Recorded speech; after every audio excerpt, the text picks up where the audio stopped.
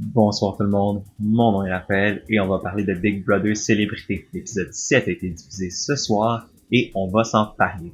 C'est le premier épisode post-élimination de la première candidate qui est Geneviève Borne et cet épisode fut haut en rebondissement selon mon opinion. J'ai vraiment aimé le pacing de l'épisode, j'ai aimé le rythme, j'ai aimé comment les choses se sont vraiment déroulées ils se sont succédés de manière logique, rapide, et ce qui crée un rythme à l'émission qui était vraiment, à l'épisode qui était vraiment soutenu. Et j'ai vraiment aimé ça. Donc on va s'en parler, on va en discuter, on va l'analyser et on va avoir du fun. Donc l'épisode s'ouvre sur la deuxième partie de la compétition pour le patron de la maison. Et comme on l'avait vu un peu hier, il y avait quelques joueurs qui avaient déjà fait tomber une première lettre. Je pensais qu'il allait remettre la première moitié de la compétition, qu'il allait remettre un petit peu plus de temps sur la compétition dans l'épisode d'aujourd'hui. Mais non, pas vraiment. La compétition a peut-être duré 5-7 minutes, même pas, je pense, de temps d'antenne. Et ils ont continué directement où on était rendu à la fin de l'épisode de dimanche. Ce qui fait en sorte que, c'est sûr que le rythme est un peu séparé en deux, entre la première moitié qu'on a vue la veille et la deuxième moitié qu'on a pu voir ce soir. Mais pour le rythme de l'épisode d'aujourd'hui, j'ai trouvé qu'au final, c'était pas trop une mauvaise manière de faire les choses. Ça a permis tout de suite, dès la victoire de la personne, d'embarquer sur les moments plus stratégiques ou les moments qui faisaient avancer, dans le fond, l'histoire de la semaine. Et ça, j'ai trouvé ça vraiment intéressant. Et dans le fond, on a vu cette compétition-là, qui était l'omelette du patron, avec quand même une compétition assez frustrante pour les candidats. Beaucoup d'œufs échappés, donc beaucoup de sacs, beaucoup de mots d'église, comme le si bien dit Richardson. J'étais surpris de ne pas voir personne utiliser la stratégie qu'on a vue précédemment dans d'autres saisons de Big Brother.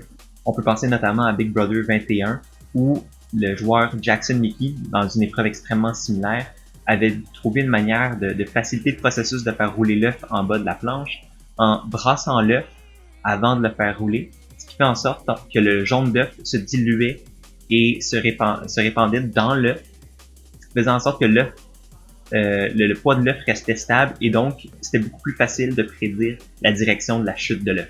À la suite de compétition, on a quand même vu quelques personnes passer proches de gagner, notamment Claude. On a vu presque out of nowhere Emmanuel remporter l'épreuve en faisant tomber sa deuxième lettre de manière quand même assez convaincante.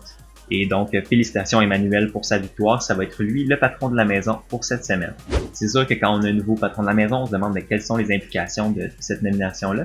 C'est un peu ce qu'on a vu dans la première moitié de l'épisode. C'était comment les gens allaient concevoir le règne éventuel d'Emmanuel. J'ai aimé qu'il fasse un petit peu un portrait d'Emmanuel et de sa stratégie à travers les autres. Donc, on a vu un petit peu comment les différents joueurs, peu importe quel côté de la maison ils se trouvent quant aux alliances, observait la manière de penser d'Emmanuel et comment son règne allait se dérouler. On voit justement une discussion entre Jean-François et Rita Baga et François Lambert qui justement mentionne que Emmanuel semble pas être trop au courant de la game de Big Brother, semble pas être trop au courant de comment les alliances sont divisées dans la maison et donc ça pourrait justement jouer en la faveur des peinés si ces lignes-là sont justement brouillées.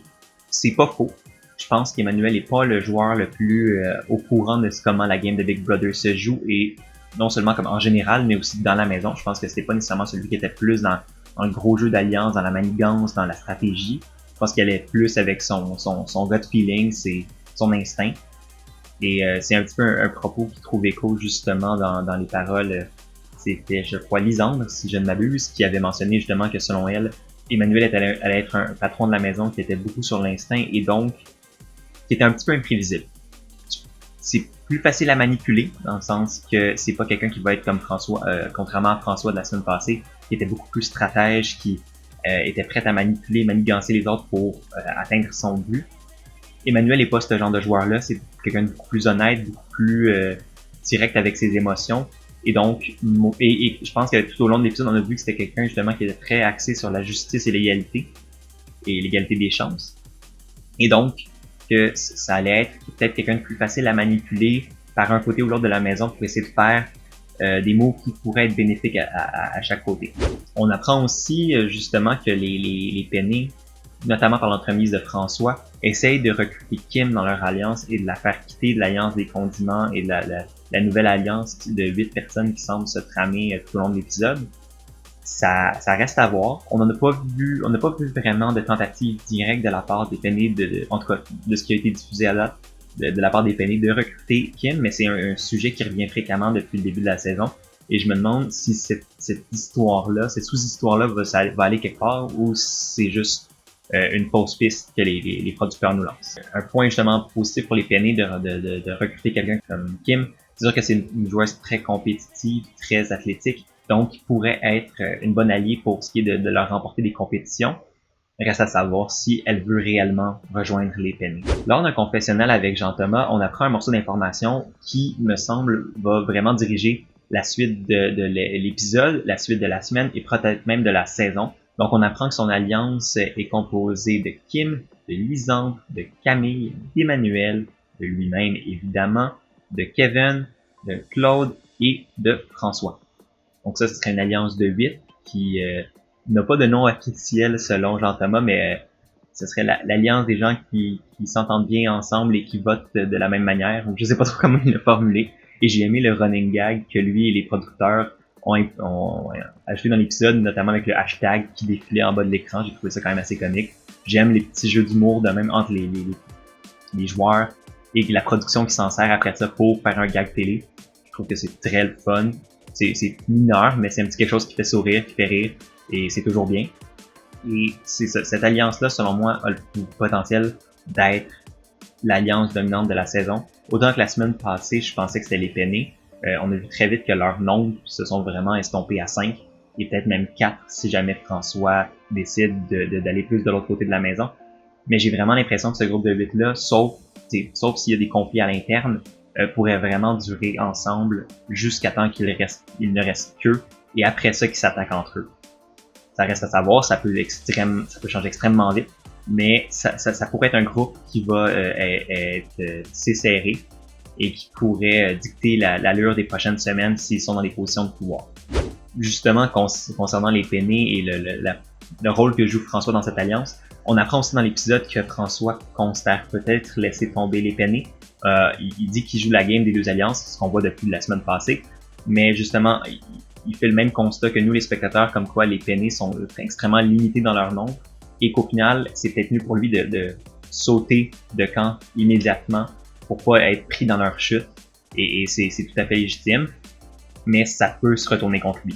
Parce que rien n'empêche un Penny de révéler leur alliance passée avec justement avec François, et ça pourrait se retourner contre François, mais en même temps, je pense que c'est quand même plus safe considérant qu'il y a des bonnes relations avec les gens de l'alliance, avec les gens qui s'entendent bien et qui votent ensemble, et qui vont dans la même direction. Donc, je pense que ils vont pouvoir le backer si jamais il décide de faire le saut et que les Penny lui en veulent. Mais c'est pas tous les membres de l'alliance, des gens qui s'entendent bien et qui votent ensemble, qui font confiance en François. Justement, Lisandre mentionne ne pas le truster, elle a peur qu'il soit dans l'oreille d'Emmanuel toute la semaine, considérant que lui est un joueur beaucoup plus stratégique qu'Emmanuel, et tente de le manipuler pour faire sa sale besogne. Mais et elle a tout à fait raison. Je pense que c'est François est le joueur le plus on pourrait imaginer le plus facilement faire ça. Toutefois, je pense que le joueur que j'ai remarqué être le plus dans les oreilles d'Emmanuel à date, c'est Jean-Thomas. Je pense qu'ils ont une excellente relation, surtout lui, Emmanuel et François. Je pense que ce trio-là s'entend vraiment bien, et ils vont, je pense, se servir du fait qu'Emmanuel soit au pouvoir pour effectuer leur move stratégique sans que ça leur retombe dessus. Et Jean-Thomas, on a vu vraiment tout le long de l'épisode qu'il essayait vraiment de guider les nominations d'Emmanuel dans sa direction. On l'a vu mentionner à Varda qui commençait à ressentir de la paranoïa et qui avait peur que sa bipolarité ressorte un peu et que ça dégénère. On a vu justement Jean-Thomas essayer de la rassurer et lui mentionner qu'il était un petit peu dans les oreilles justement d'Emmanuel et qu'il allait tout faire pour empêcher que son nom ressorte dans les conversations de nomination pour être mis en danger. Donc on voit que Jean-Thomas est en train de vraiment se tisser un réseau assez large de gens avec qui il s'entend bien. Et à date, pour moi, Jean-Thomas est le meilleur joueur dans la maison. Autant que François fait des gros moves, autant que François est extrêmement sournois. Jean-Thomas, selon moi, est la même chose, mais sympathique. sympathique pour le spectateur, mais sympathique aussi pour les autres joueurs.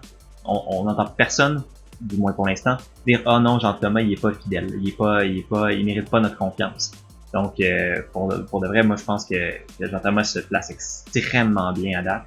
Et ça paraît qu'il a fait ses devoirs de recherche. Ça paraît que c'est un fan de ces jeux-là et qu'il comprend comment la game se joue. Un autre point important qui est quand même revenu fréquemment au cours de l'épisode, c'est un petit peu comment la perception de Laurence a changé. La dernière semaine, on l'a vu être justement énormément impliqué dans les décisions, dans le pouvoir, à essayer de fabriquer l'alliance des peinés. On la voyait énormément et comme je l'avais un peu prédit la semaine passée, ça lui a mis une cible sur le dos. Elle s'est exposée beaucoup trop rapidement comme une joueuse extrêmement stratégique, prête à faire des moves, prête à faire des alliances, prête à essayer de jouer la game stratégique au maximum, sauf qu'elle s'est pas protégée. L'alliance des peinés était pas assez solide pour masquer le fait qu'elle soit une joueuse stratégique. Mettons exemple, François et Jean-Thomas le sont tout autant, mais se sont entourés de gens pour les défendre. Et pour l'instant, ça va les amener plus loin. Être un joueur extrêmement stratégique du côté de la minorité fait en sorte que tu vas être une cible. Parce que les gens vont vouloir t'éliminer pour briser cette minorité-là. Et donc avoir encore plus de contrôle, comme on a un petit peu vu être mentionné au long de l'épisode. Et donc, on voit que les gens du côté de l'alliance, des gens qui s'entendent bien et qui votent dans la même direction, veulent cibler Laurence principalement cette semaine comme candidate à l'élimination. Et cela s'est confirmé notamment par la discussion entre les trois filles originelles de l'Alliance Condiment, donc Kim, Lisandre et Camille, qui discutaient justement que Laurence était vraiment une joueuse dangereuse, qui allait essayer de faire bourdonner son nom justement proche d'Emmanuel pour qu'il voit qu'il y a un consensus dans la maison pour essayer de la sortir cette semaine. Le problème avec cette conversation-là, c'est qu'elle s'est passée à portée d'écoute de Laurence, qui était dans la douche, et apparemment l'acoustique de la douche est extrêmement bonne et donc elle a pu entendre la conversation. Et on l'a vu après ça dans un confessionnal être en maudit. Ce qui quand même détonne avec son attitude plus joyeuse et souriante. Ça augure mal. Ils ont pas beaucoup de nombres, les peinés. J'ai peur pour Laurence. Je pense que justement, comme je l'ai dit tantôt, elle a révélé ses cartes beaucoup trop tôt et ça peut lui coûter extrêmement cher. Le groupe de 8 qui s'est soudé plus cette semaine, justement, a semblé vraiment pousser fort pour son élimination. On a vu aussi le nom de Maxime et de Richardson tourner, mais c'est plus des plans B si jamais, admettons, elle gagnerait le veto. Mais je crois sincèrement que Laurence va être la cible numéro 1 pour toute la semaine et que ça va un petit peu tourner, l'histoire de la semaine va tourner autour de ça. Mais une autre sous-histoire qui pourrait se développer, et on va conclure la vidéo là-dessus, c'est la potentielle nomination de Kevin comme pion. Au départ, lorsque Emmanuel mentionne ses potentielles nominations à Jean-Thomas, il mentionne vouloir mettre en nomination Laurence, évidemment, mais mettre en nomination aussi Camille, vu qu'il considère qu'ils sont de force égale, et pour lui, il veut que les deux compétitrices aient une chance égale de gagner le veto. Donc c'est comme Camille le dit après ça à Jean-Thomas, Lisandre et compagnie, elle demandait est-ce que c'est une décision stratégique? Tout le monde y répond non. C'est pas une décision stratégique, c'est pas un bon move, mais c'est comme ça qui est. Comme ça qu'Emmanuel décide de jouer son head of household, son patron de la maison, et il faut qu'il y l'avait.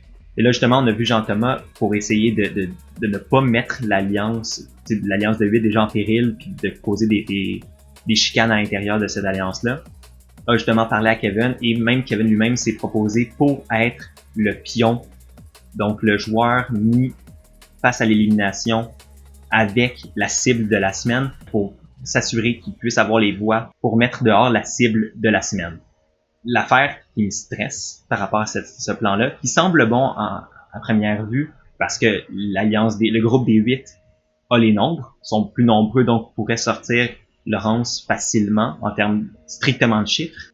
Par contre, Big Brother est pas juste un jeu de chiffres, c'est un jeu d'humains, et souvent les choses peuvent changer extrêmement vite dans une semaine de Big Brother, et être un pion peut se revirer contre toi. Il y a une phrase dans la version anglaise de Big Brother qui dit « The pawn always goes home », donc le pion va toujours à la maison, et c'est ça le danger. Moi, j'ai extrêmement peur pour Kevin qui se mette accidentellement dans la ligne de tir, un peu comme on a vu Geneviève le faire la semaine passée, et que ça se retourne contre lui. Je pense que c'est un gars intéressant, je pense qu'il est comique, il est quand même assez stratégique, j'aime son gameplay à date, puis j'ai peur qu'on le perde rapidement à cause d'une erreur comme ça.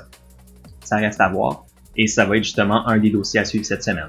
Donc, c'est ce qui va conclure le vidéo de ce soir. Il y avait quand même beaucoup d'éléments stratégiques à discuter. C'est vraiment un des meilleurs épisodes à date selon moi. On avait énormément de choses se passer en très peu de temps et on n'avait pas le temps de s'ennuyer. Les segments étaient assez courts pour pas que ça devienne redondant, pas que ça devienne trop lourd. Donc, j'ai vraiment aimé l'épisode d'aujourd'hui.